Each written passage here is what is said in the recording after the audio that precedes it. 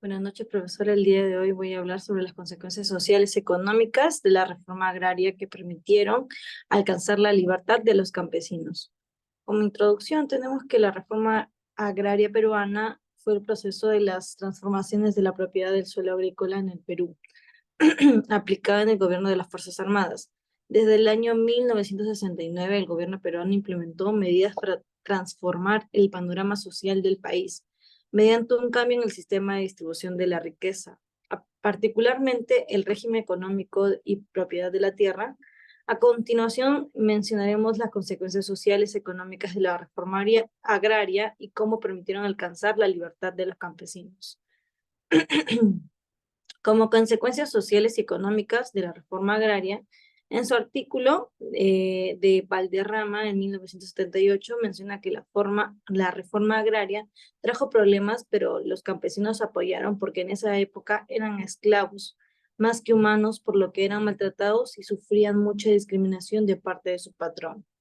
Gracias a ello, a tanta desigualdad y a que se dé la reforma agraria, que a su vez fue devastadora, pues todo tiene un precio y la cooperativa le tenía un precio elevado que pagar. Por un lado, en su artículo en Guren de 2006, nos da a entender que el aspecto económico, o sea, los datos sugieren que no hubo ni la redistribución de entender en el aspecto económico. Los datos sugieren que no hubo ni la distribución de tierras al campesino ni el aumento de producción agrícola.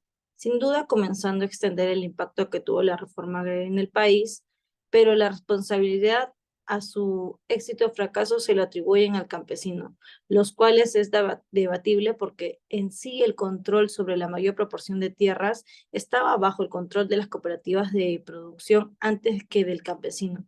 Por lo tanto, la responsabilidad era de ese nuevo grupo creado.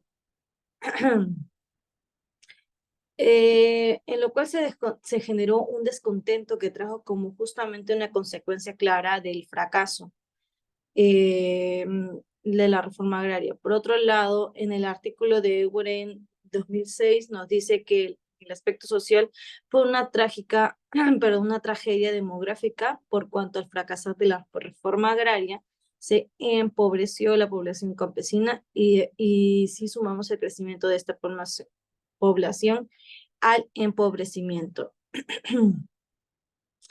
En este caso, Lima, Arequipa, Cusco, Chiclayo y Piura generándose bolsones de pobreza en las zonas periféricas. De hecho, los campesinos recibieron la tierra, pero no la asistencia para ingresar al mercado nacional internacional.